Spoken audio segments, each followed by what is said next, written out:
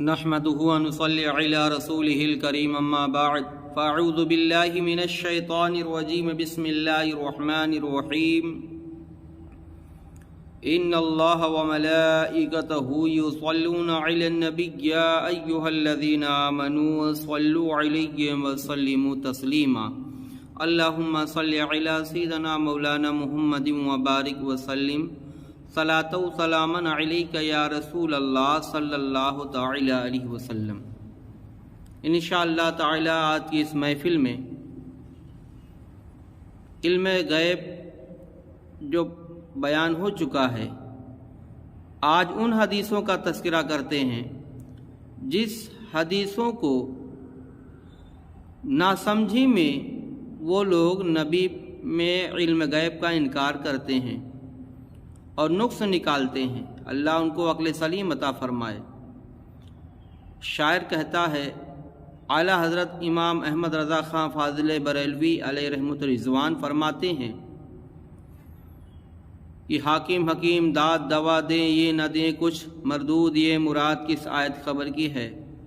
آج لے ان کی پناہ آج مدد مانگ ان سے، پھر نہ مانیں گے قیامت میں اگر مانے گیا۔ مشکات شریف کی پہلی حدیث ہے کہ حضور علیہ السلام ایک نکاح میں تشریف لے گئے جہاں انصار کی کچھ بچیاں دف بجا کر جنگ بدر کے مقتولین کے مرثیہ کے گیت گانے لگی تھی، یعنی جو لوگ جنگ بدر میں شہید ہوئے تھے تو ان کے یاد کر کے مرثیہ میں شعر میں ان کا تذکرہ بیان کیا جا رہا تھا، اور ان کے تذکرے جب ہو رہے تھے تو ان میں سے کسی نے یہ مصرع پڑھا، انہی میں سے کچھ بچیوں نے مصرع پڑھا۔ وہ کیا پڑھا کہ دفینہ نبی یعلم ما فی غدن، ہم میں ایسے نبی تشریف فرما ہیں جو کل کی بات جانتے ہیں۔ تو جب یہ شعر پڑھا گیا تو حضور علیہ السلام نے فرمایا یہ چھوڑ دو، وہ وہی گاؤ جو پہلے گاتی رہی ہو۔ اس سے معلوم ہوا کہ حضور علیہ السلام کو علم غیب نہیں ہے۔ اعتراض کرتے ہیں دوسری جماعت والے، اہل سنت والجماعت کے مخالف جماعت والے یہ اعتراض کرتے ہیں، نبی میں نقص نکالنے کی کوشش کرتے ہیں، سچی بات کیوں روکا، یہ اعتراض کرتے ہیں۔ اس کی وجہ یہ ہے، اس میں تو جو نے فرمایا میں نہیں جانتا، بلکہ فرمایا کہ چھوڑو وہی پڑھو۔ اولاً تو غور کرنا چاہیے کہ مصرع خود ان بچیوں نے تو بنایا نہیں تھا، کیونکہ بچیوں کو شعر بنانا نہیں آتا، اور نہ کسی کافر و مشرک نے بنایا یہ شعر نبی کی شان میں کہ نبی ہمیں وہ نبی تشریف فرما ہے جو کل کی بات جانتے ہیں۔ تو حضور علیہ السلام کو نبی نہیں مانتے تھے، لا محالہ یہ کسی صحابی کا شعر ہے، بتاؤ وہ شعر بنانے والے صحابی معاذ اللہ مشرک ہیں یا نہیں، تو یہ عقیدہ رکھیں کہ نبی کی علم غیب ہے۔ پھر حضور علیہ السلام نے نہ تو اس شعر بنانے والے کو برا کہا، نہ شعر کی مذمت کی، بلکہ اس کو گانے سے روکا۔ کیوں روکا؟ 4 وجہ سے۔ اول تو یہ کہ اگر کوئی ہمارے سامنے ہماری تعریف کرے تو بطور انکساری کہتے ہیں چھوڑو، ارے میاں یہ باتیں چھوڑو، وہ وہی باتیں کرو، یہ بھی انکسارن ہے، عاجزی ہے۔ دوسری یہ کہ کھیل کود گانے بجانے کے درمیان نعت کے اشعار پڑھنے سے ممانعت فرمائی، اس کے لیے ادب چاہیے۔ تیسری یہ کہ غیب کی نسبت اپنی طرف کرنے کو ناپسند فرمایا۔ چوتھی یہ کہ مرثیہ کے درمیان نعت ہونا، جہاں غم کے اشعار پڑھے جاتے ہوں اس محفل میں خوشی کے اشعار پڑھنا مناسب نہیں، تو مرثیہ کے درمیان نعت ہونا ناپسند فرمایا، جیسا کہ آج کل نعت خواں کرتے ہیں کہ نعت و مرثیہ کو ملا کے پڑھتے ہیں۔ مرکات شریف اسی حدیث کی ماتحت ہے کہ منع فرمایا علم کی نسبت اپنی طرف کرنے کو، کیونکہ علم غیب خدا کے سوا کوئی نہیں جانتا، اور رسول وہی غیب جانتے ہیں جو اللہ بتائے۔ یا یہ ناپسند کیا کہ آپ کا ذکر دب بجانے میں مقتولین کے مرثیہ کے درمیان کیا جائے، کیونکہ آپ کا درجہ اس سے افضل و اعلیٰ ہے۔ سبحان اللہ۔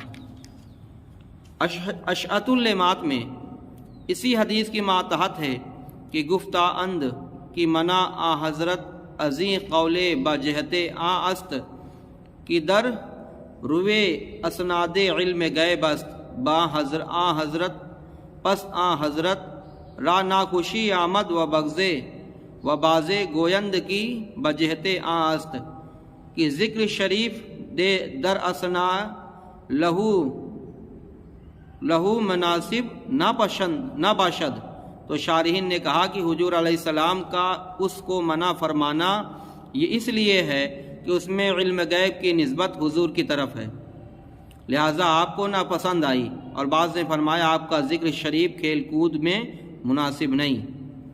مدینہ شریف میں انصار باغوں میں نر درخت کی شاخ مادہ درخت میں لگاتے تھے تاکہ پھل زیادہ دے۔ اس کام سے انصار کو حضور صلی اللہ تعالی علیہ وسلم نے منع فرمایا۔ اس کام کو عربی میں تلقیح کہتے ہیں۔ انصار نے تلقیح چھوڑ دی، خدا کی شان پھل گھٹ گئی۔ اس کی شکایت سرکار دو عالم کی خدمت میں پیش ہوئی تو فرمایا انتم عالم بامور دنیاکم، اپنے دنیاوی معاملات تم خوب جانتے ہو۔ تو معلوم ہوا کہ آپ کو علم غیب نہ تھا، تلقی روکنے سے پھل گھٹ جائیں گے، اور انصار کا علم آپ سے زیادہ ثابت ہوا معاذ اللہ۔ یعنی مدینہ کے رہنے والے وہ باشندے جنہوں نے دوسرے مسلمانوں کی، باہری مسلمانوں کی مدد کی تھی، ان کا انصار کہتے ہیں، مہاجرین کی مدد کی تھی۔ ان انصاریوں نے نر کا پھل مادہ میں لگاتے تھے، قلم کرتے تھے، یعنی قلم پیڑ کرتے تھے جس سے پھل زیادہ پیدا ہوتا تھا۔ میرے آقا نے فرمایا چھوڑ دو، بلکہ قلم نہ کیا کرو۔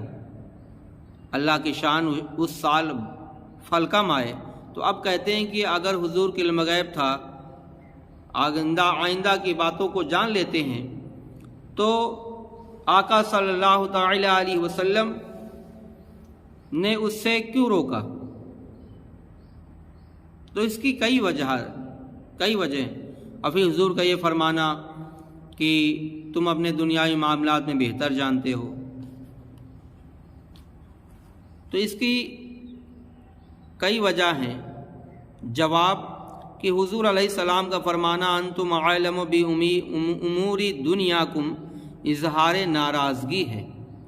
جب تم صبر نہیں کرتے تو دنیاوی معاملات تم جانو، جیسا کہ ہم کسی سے کوئی بات کہیں اور اس میں کچھ تعامل کرے تو کہتے ہیں بھائی تو جان، بات سمجھانے بنا مانے تو کہتا ہے بھائی تو جان۔ اسے نفی علم غیب مقصود نہیں ہوتا کہ میں نہیں جانتا، اس کا مطلب بھائی سمجھا دیا، نہیں مان رہا ہے، صبر نہیں کر رہا ہے تو جان۔ شرح شفا ملا علی قاری بحث معجزات میں فرماتے ہیں وَخَصَّصَهُ اللَّهُ مِنَ الْاطِّلَاعِ عَلَى جَمِيعِ مَصَالِحِ الدُّنْيَا وَالدِّينِ، جس کا ترجمہ یہ ہے کہ اللہ تعالیٰ نے حضور علیہ السلام کو تمام دینی دنیاوی مصلحتوں پر مطلع فرمانے سے خاص فرمایا۔ اس پر یہ اعتراض ہے کہ حضور نے انصار کو درختوں کے تلقیح کرتے ہوئے پایا تو فرمایا کہ تم اس کو چھوڑ دیتے تو اچھا تھا۔ انہوں نے چھوڑ دیا، کچھ پھل ہی نہ آیا، ناقص آیا، تو فرمایا اپنے دنیاوی معاملات تم جانو۔ شیخ سنوسی نے فرمایا کہ آپ نے چاہا تھا کہ ان کو خلاف عادت کام کر کے باب توکل تک پہنچا دے، اللہ کے ذات پر بھروسہ۔ انہوں نے نہ مانا تو فرما دیا کہ تم جانو۔ اگر وہ مان جاتے اور 1-2 سال نقصان برداشت کر لیتے تو اس محنت سے بچ جاتے۔ ملا علی قاری اسی شرح شفا جلد نمبر 2 صفحہ نمبر 238 میں فرماتے ہیں کہ وَلَا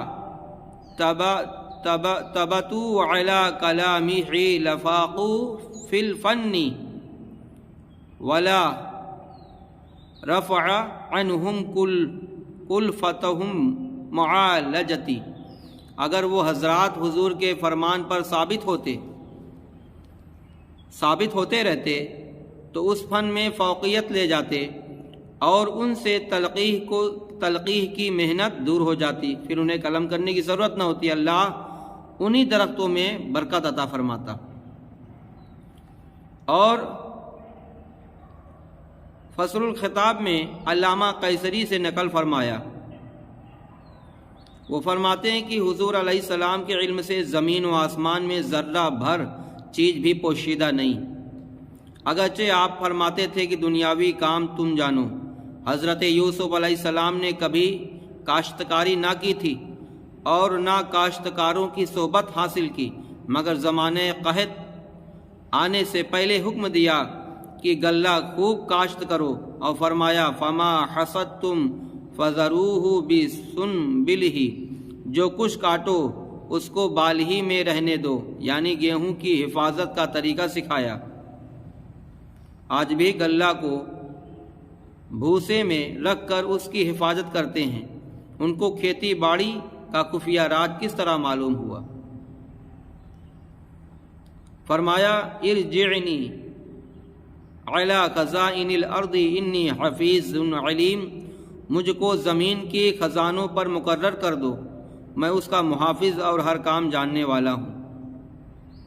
یہ ملکی انتظامات وغیرہ کس سے سیکھے؟ تو کیا حضور علیہ السلام کی دانائی حضور کا علم حضرت یوسف سے بھی کم ہے؟ معاذ اللہ سمجھ دے۔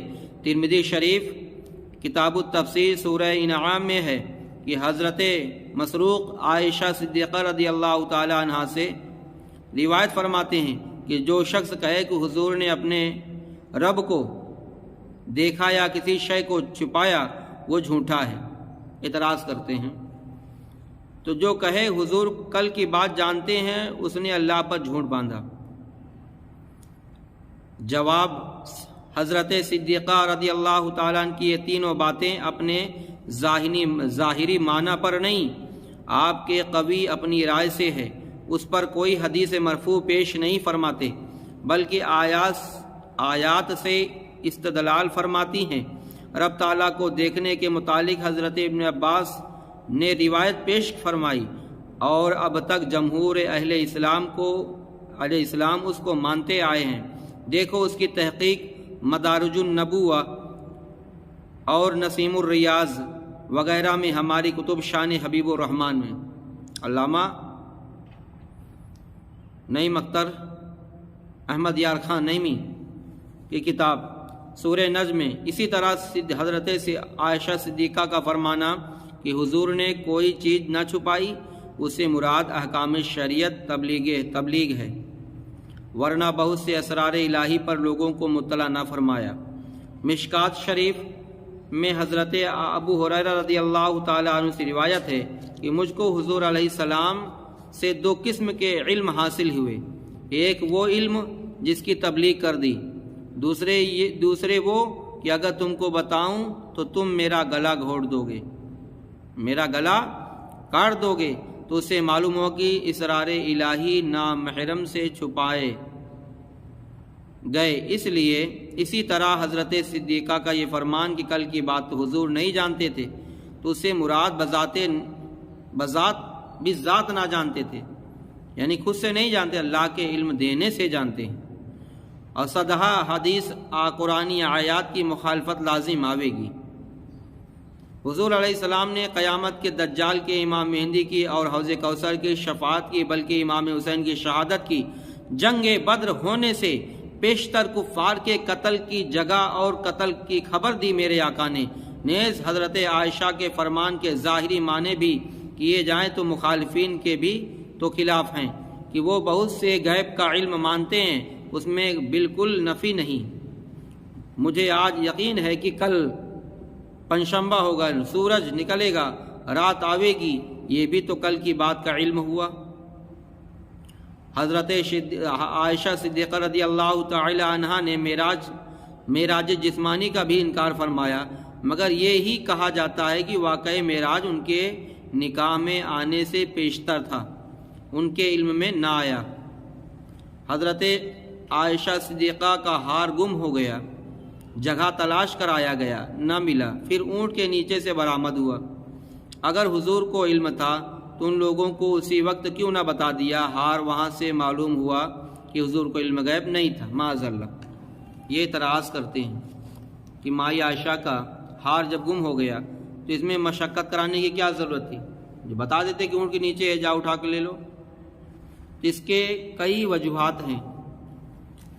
اب اس ہار نہ بتانے سے کہاں ثابت ہوتا ہے کہ حضور کے علم غیب نہیں؟ میں جانتا ہوں کسی چیز کے بارے میں نہ بتاؤں، اس کا مطلب کہ میں جانتا ہی نہیں۔ اس کا جواب ہے کہ حدیث سے بتانا معلوم ہوا کہ نہ جاننا نہ بتانے میں سدا حکمتیں ہوتی ہیں۔ بعض حضرات نے چاند کے گھنٹوں بڑھنے کا سبب دریافت کیا، رب تعالیٰ نے فتایا کہ تو کیا خدا پاک کو بھی علم نہیں؟ معاذ اللہ۔ مرضی الہی یہ تھی کہ حضرت عائشہ صدیقہ کا ہار گم ہوگو اور مسلمان اس کی تلاش میں یہاں رک جائیں، ظہر کا وقت آ جائے، پانی نہ ملے، تب حضور علیہ السلام سے عرض کیا جائے کہ اب کیا کریں؟ تب یہ آیت تیمم ہو۔ اگر ہار نہ گم ہو گیا ہوتا، اب میرے آقا بتا دیتے، وقت نہ گزرتا وہاں، تو تیمم کرنے کا طریقہ ہی نہ ملتا، جس سے حضرت عائشہ صدیقہ کی عظمت قیامت تک کے مسلمانوں کو معلوم ہو کہ ان کے طفیل ہم کو تیمم کا حکم ملا۔ اگر اسی وقت ہار بتا دیا جاتا تو آیت تیمم کیوں نازل ہوتی؟ رب کے کام اسباب سے ہوتے ہیں۔ تو معلوم ہوا کہ جو آنکھ قیامت تک کے حالات کو مشاہدہ کرے، اس سے اونٹ کے نیچے کی چیز کس طرح مخفی رہ جائے گی؟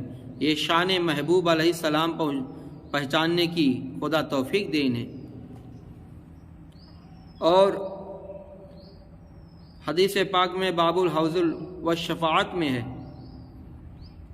کہ حوض پر ہمارے پاس کچھ قومیں آئیں گی جن کو ہم پہچانتے ہیں، وہ ہم کو پہچانتے ہیں، پھر ہمارے اور ان کے درمیان آڑ کر دی جائے گی۔ ہم کہیں گے یہ تو ہمارے لوگ ہیں، تو کہا جائے گا کہ آپ نہیں جانتے انہوں نے آپ کے بعد کیا نئے کام کیے۔ پس ہم فرمائیں گے دور ہو اس کو جو میرے بعد دین بدلے۔ تو اسے معلوم ہوا کہ حضور علیہ السلام کو قیامت میں بھی اپنے پرائے اور مومن کافر کی پہچان نہ ہوگی۔ یہ اعتراض کرتے ہیں تو کیونکہ آپ مرتدین کو فرمائیں گے یہ میرے صحابہ ہیں، اور ملائکہ عرض کریں گے آپ نہیں جانتے۔ جواب: حضور علیہ السلام کا ان کو صحابی کہنا طعنے کے طور پر ہوگا، اور ان کو آنے دو، یہ تو ہمارے بڑے مخلص صحابہ ہیں، اور ملائکہ کا یہ عرض کرنا ان کو سنا کر غمگین کرنے کے لیے ہوگا، ورنہ ملائکہ ان کو یہاں تک آنے ہی کیوں دیا؟ جیسا قرآن کریم میں ہے کہ جہنمی کافر سے کہا جائے گا ذق انک انت العزیز الکریم، عذاب چکھ، تو عزت والا کرم والا ہے۔ حضرت ابراہیم علیہ السلام نے سورج کو دیکھ کر فرمایا تھا ھذا ربی، یہ میرا رب ہے۔ پھر غور کی بات تو یہ ہے کہ آج تو حضور علیہ السلام ان سارے واقعہ کو جانتے ہیں۔ فرماتے ہیں کہ عارفہم، ہم ان کو پہچانتے ہیں، کیا اس دن بھول جائیں گے؟ نیز قیامت کے دن مسلمانوں کی چند علامات ہوگی: اعضائے وضو کا چمکنا، مہر نورانی ہونا، چہرہ نورانی ہونا، یوم تبیض وجوہ وتسود وجوہ، داہنے ہاتھ میں نامہ اعمال کا ہونا، پیشانی پر سجدہ کا داغ ہونا۔ دیکھو مشکات شریف کتاب الصلاۃ، اور کفار کی علامت ہوگی کہ ان کے خلاف ہونا، اور ان لوگوں کو ملائکہ کا روکنا ان کی ارتداد کی خاص علامت ہوگی جو آج بیان ہو رہی ہے۔ پھر کیا وجہ ہے کہ اتنی علامت ہوتے ہوئے حضور ان کو نہ پہچانے؟ نیز آج تو حضور علیہ السلام نے جنتی جہنمی لوگوں کی خبریں دے دیں، عشرہ مبشرہ کو بشارت دے دی جنت کی، 2 کتابیں صحابہ کرام کو دکھائی جس میں جنتی جہنمی ہونے والوں کے نام ہیں، وہاں نہ پہچاننے کی کیا معنی؟ حضور کو تمام مخلوقات سے زیادہ علم ہے، پھر فرشتوں کو تو خبر ہے کہ یہ مرتد ہیں اور حضور علیہ السلام کو خبر نہ ہو؟ ہمارے آقا سب سے افضل و اعلیٰ ہیں، تمام نبیوں کے سلطان ہیں، تو ایک فرشتوں کی اتنی جانکاری تو حضور کو خبر نہیں؟ رب فرماتا ہے یعرف المخربون مجرمون بسیماہم فی وجوہہم من آثار السجود، معلوم ہے قیامت میں نیک و بد کی علامت چہرے پر ہوگی۔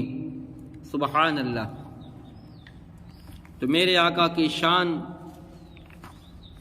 بہت بلند و بالا ہے، اور اللہ تعالی گمراہوں کو ایمان کی دولت سے نوازے۔ بخاری شریف میں ہے باب فدق افق میں ہے کہ حضور حضرت عائشہ صدیقہ کو تہمت لگائی گئی، حضرت عائشہ کو تہمت لگائی گئی اور اس پر پریشان تو رہے مگر بغیر وحی آئے ہوئے کچھ نہ فرما سکے۔ یہ تہمت صحیح ہے یا غلط؟ اگر علم غیب ہوتا تو پریشانی کیسی اور اتنے روز تک خاموش کیوں فرمائی؟ یہ حدیث اس کا جواب یہ ہے، اس میں بھی نہ بتانا ثابت ہے کہ نہ کی جاننا۔ حضور نے کہا نہیں کہ میں نہیں جانتا، بلکہ نہیں بتایا، خاموش تھے۔ نمبر 1 اس کا جواب، اور نمبر 2 نہ بتانے سے نہ جاننا لازم نہیں آتا۔ کوئی چیز پوچھے میں نہ بتاؤں تو کیا اس کا مطلب میں نہیں جانتا؟ ایسا نہیں۔ خود رب بھی بہت سے روز تک ان کی عظمت کی آیات نہ اتاری تو کیا رب کو بھی خبر نہ تھی؟ معاذ اللہ۔ نیز بخاری کی اسی حدیث میں ہے ما علمتم علی اہلی الا خیرن، میں اپنی بیوی کی پاک دامنی ہی جانتا ہوں، جس سے معلوم ہوا کہ علم ہے، وقت سے پہلے اظہار نہیں فرمایا۔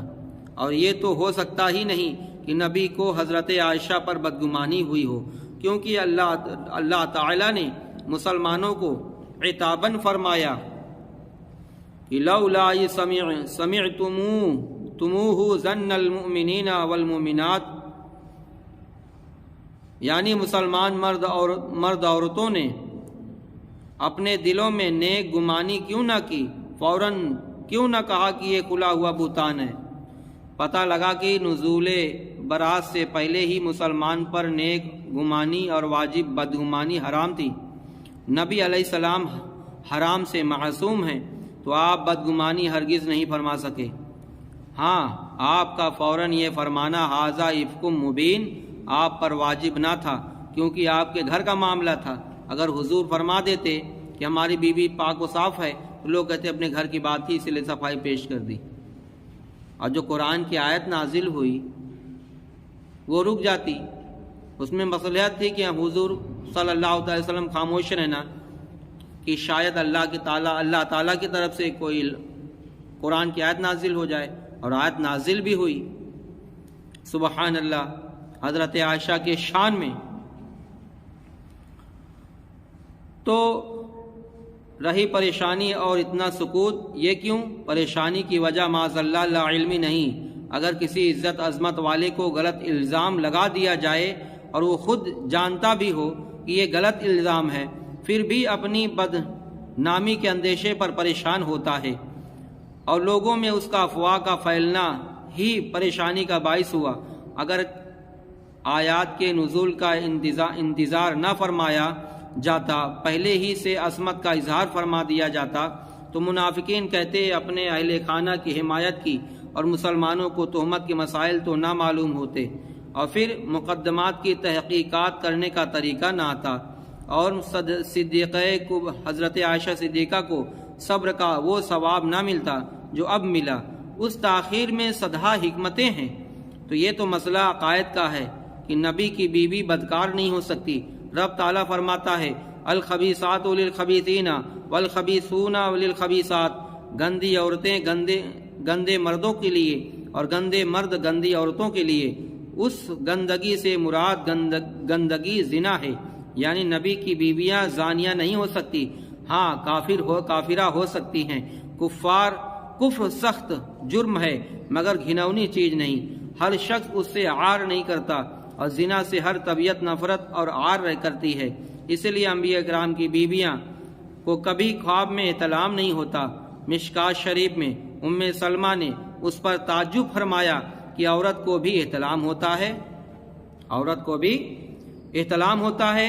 اس کی تحقیق مفتی احمد یار خان علیہ رحمۃ الرضوان کتاب شان حبیب الرحمن میں بھی ہے کہ تو کیا حضور علیہ السلام کو عقیدہ کا یہ مسئلہ بھی معلوم نہ تھا کہ حضرت عائشہ صدیقہ کی جوزہ انبیاء کی زوجہ پاک ہیں، اس سے یہ قصور ہو سکتا ہی نہیں۔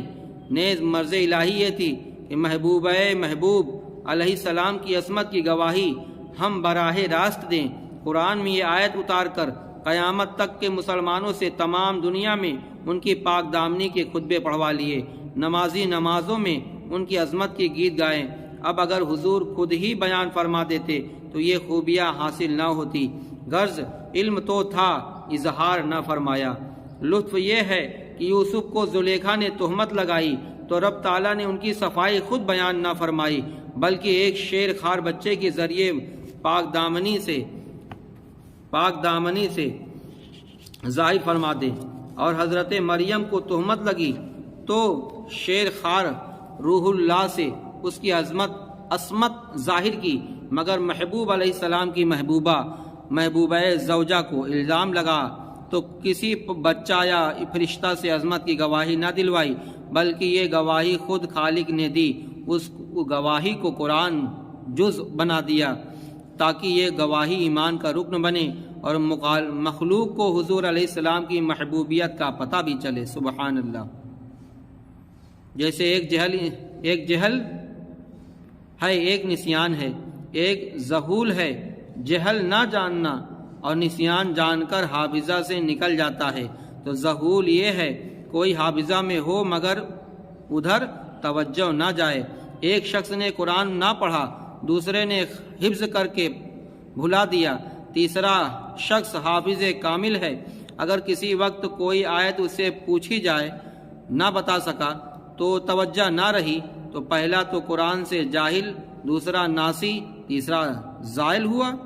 انبیاء کرام کو بعض وقت کسی خاص چیز کا نسیان ہو سکتا ہے مگر بعد میں اس پر قائم نہیں رہتے۔ قرآن کریم سیدنا آدم علیہ السلام کے لیے فرماتا ہے فنسیہ ولم نجد لہو عزمن، وہ بھول گئے، ہم ان کا قصد نہ پایا۔ حضرت آدم علیہ السلام کی نظر لوح محفوظ پر تھی، یہ تمام واقعات پیش نظر تھی، مگر ارادے الہی کی کچھ مدت کے لیے نسیان ہو گیا۔ قیامت میں شفیع کی تلاش میں سارے مسلمان، جن میں محدثین، مفسرین، فقہا، شفیع سب ہی ہیں، انبیاء کرام کے پاس جائیں گے۔ آپ شفاعت فرما دیں، وہ شفاعت تو نہ کریں گے اور نہ ہی شفیع المذنبین کا صحیح پتہ دیں گے، خیال سے فرما دیں گے کہ نوح علیہ السلام کے پاس جاؤ، وہاں جاؤ، ابراہیم کے پاس جاؤ، موسیٰ کے پاس جاؤ، عیسیٰ کے پاس جاؤ، وہ تمہاری شفاعت کریں گے۔ حالانکہ دنیا میں سب جانتے ہیں کہ قیامت میں شفیع المذنبین حضور رحمت للعالمین جناب محمد رسول اللہ صلی اللہ تعالی علیہ وسلم ہی ہیں۔ جیسے رب تعالیٰ فرماتا ہے کہ وَإِن كُنْتَ مِن قَبْلِهِ لَمِنَ الْغَافِلِينَ، اگرچہ آپ اس سے پہلے واقعہ یوسف سے بے پرواہ تھے، غافل فرمایا، جاہل نہ فرمایا۔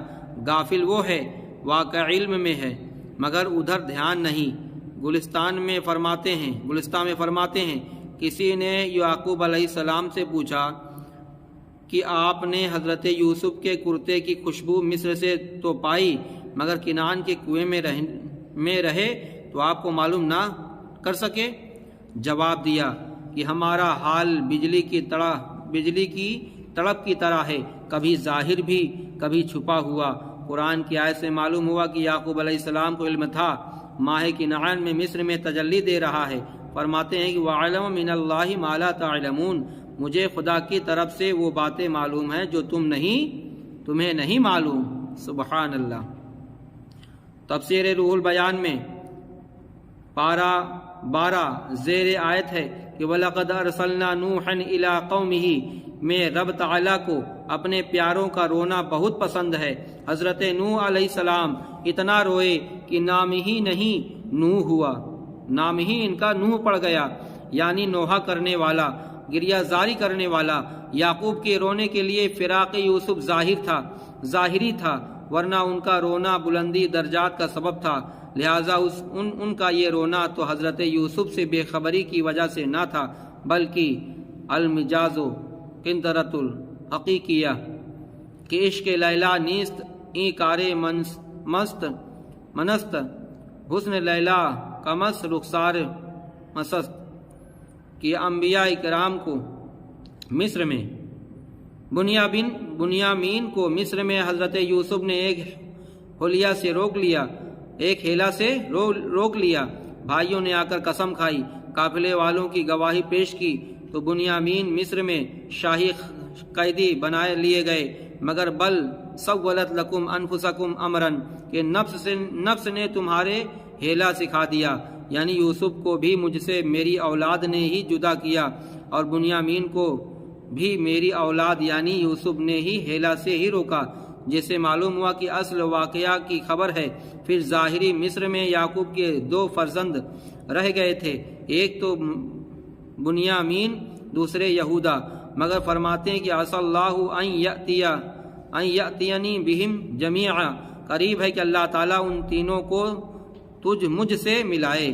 3 کون ہیں؟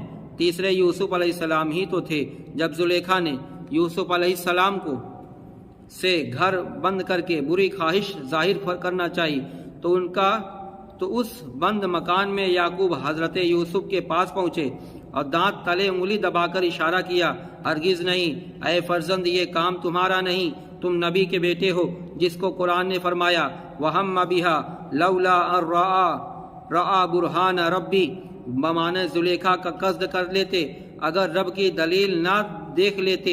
یہ بھی خیال ہے کہ برادران یوسف علیہ السلام نے خبر دی کہ ان کو بھیڑیا کھا گیا۔ آپ قمیص اور بھیڑیے کی دونوں عبارتوں سے معلوم ہوا کہ حضور کو علم غیب کیا کہنا۔ خبر سے ان کا جھوٹا ہونا معلوم ہو گیا تھا کہ بھیڑیے نے عرض کیا ہم پر انبیاء اکرام کا گوشت حرام ہے۔ دیکھو تفسیر خازن روح البیان سورہ یوسف۔ پھر آپ نے اپنے بیٹے کی تلاش میں جنگل کیوں نہ گئے؟ معلوم ہوا کہ باخبر تھے مگر رازدار تھے، جانتے تھے کہ فرزند سے مصر میں ملاقات ہوگی، اس طرح یوسف کو بہت سے موقع ملے گا، مگر والد کو اپنی خبر نہ دی۔ معلوم ہوا کہ حکم تھا انتظار کا، تو کنعان یوسف کو کنعان سے بیٹھے ہوئے یعقوب نے اپنے فرزندوں کی ایک بات تو دیکھ لی، مگر حضور علیہ السلام اپنی طیبہ طاہرہ صدیقہ کی بیٹی حضرت ابوبکر صدیق کی بیٹی حضرت عائشہ کے حالات سے بے خبر ہوں؟ اللہ اکبر، ایسا نہیں۔ تو دیکھ لیں کہ حضور علیہ السلام اپنی طیبہ طاہرہ صدیقہ کی بیٹی کے حالات سے بے خبر ہوں، مگر جو رب کے ان کو اتنا دیتا ہے، طاقت ضبط بھی دیتا ہے، دیکھتے ہیں مگر بمرض الہی، راز فاش نہیں کرتے کہ اللہ اعلم حیثکم یجعل رسالتہ۔ ہماری تقریر اگر خیال میں رہی تو بہت مفید ہوگی انشاءاللہ۔ اللہ سے دعا گو ہے کہ اللہ تعالی ہم سبھی کو اپنے نبی سے سچی پکی محبت کی توفیق عطا فرمائے۔ وآخر دعوانا الحمدللہ رب العالمین۔ السلام علیکم ورحمۃ اللہ وبرکاتہ۔